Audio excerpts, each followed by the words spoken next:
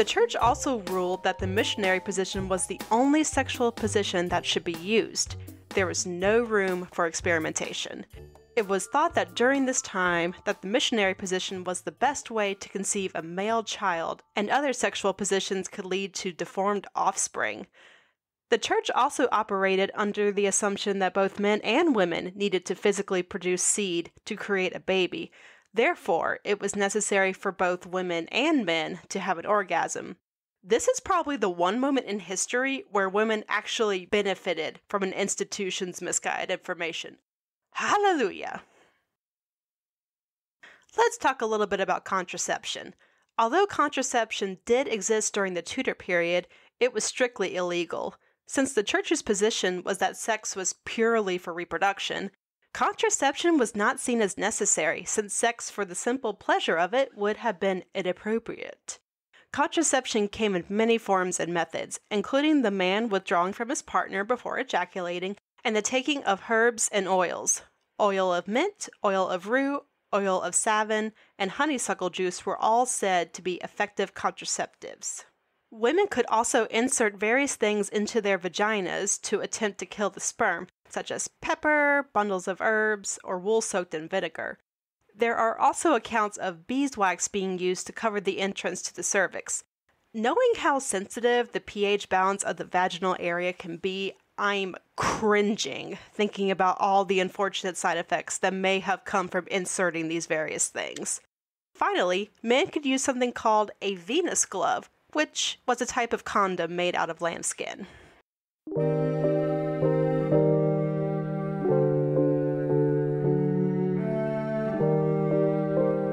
Since sex outside of marriage was common, this led to a lot of children being born out of wedlock. A child born outside of a legal marriage carried the stigma of being illegitimate. There were some cases where children could be made legitimate through legalization and marriage, but even then, the reputation of being born a bastard would still follow them throughout their life. Having children outside of marriage occurred at all levels of society, from the poorest of the poor all the way up to the royal family. Sadly, illegitimate children were sometimes given up and raised by the local church so that women would not have to carry the social stigma with them for the rest of their lives. Some took even more drastic measures. Abortions performed during this time were very risky, with women using herbs and plants that were thought to kill unborn babies. It's unknown whether or not these methods worked, but they were very dangerous for mothers and babies alike.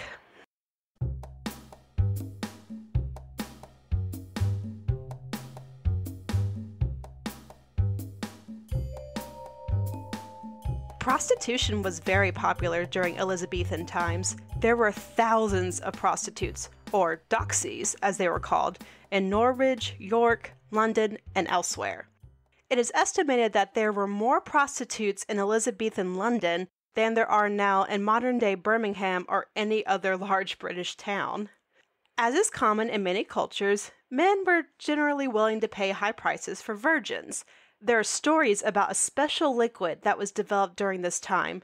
The liquid could be applied to female genitalia, causing the muscles to draw together and stiffen, which would give the client the same impression and sensation they might have with a virgin. Because, heaven forbid that a man should enjoy an experienced woman. Henry VIII had closed all brothels in 1546, but his son Edward VI later had them reopened. In many ways, Henry VIII unintentionally caused growth in the sex industry. As many Catholic monasteries and abbeys closed during the Protestant Reformation, the poor and destitute that these institutions once served had nowhere to go and no reputable means to support themselves. As a result, many turned to prostitution purely as a means of survival. Punishment for sexual deviance during Elizabethan times was painful and often humiliating. Punishment for being a pimp was the tumbril. This was a form of public humiliation in which the guilty persons would be paraded around their hometown in an open cart. Tumbril was also the typical punishment for prostitutes, fornicators, adulterers, and those caught committing incest. Those caught having sex outside of marriage or cheating on their spouses were subject to very severe punishment. In some cases, men and women were excommunicated from the church. A much more common punishment was to be taken to a public place, stripped naked, Some sources say to the waist, others say stripped completely naked, and flogged. Flogging was also the standard punishment for the parents of illegitimate children. A married woman who cheated on her husband could even be put to death, under the claim that a woman is subject to her husband and therefore was guilty of treason. Luckily, this extreme was rarely carried out. Homosexuality was punished by death under the reasoning that it was thought to violate all natural laws.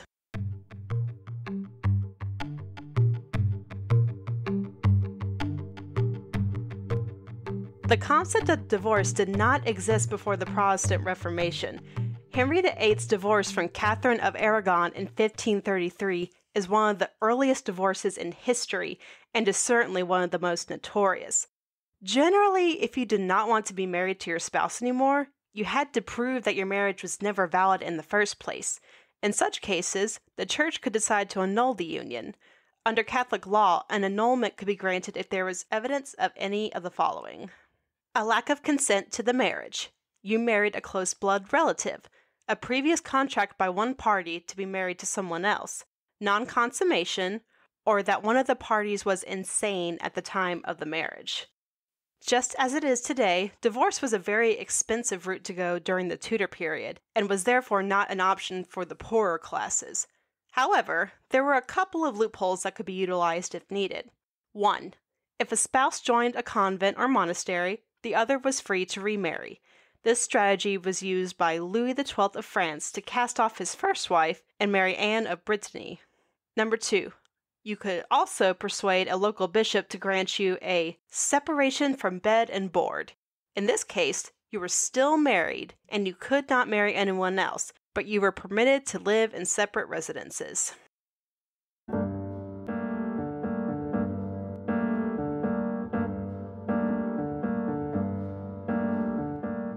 And that wraps up our episode on sex and marriage in the Tudor period. Thank you all so much for listening. Be sure to check out the Salacious History page on Facebook and follow us on Twitter. Our handle is @SalaciousHist, that's SalaciousHist. If you enjoyed today's episode, please consider leaving a rating and review on Apple Podcast. It really helps to get the word out about the show. If you have questions, corrections, funny stories, or ideas for future episodes, you can email me at salacioushistory@gmail.com. Please also partner with us on patreon.com. Even just $1 a month gets you access to special bonus episodes and other perks. I'm Sarah Duncan. Catch you next time.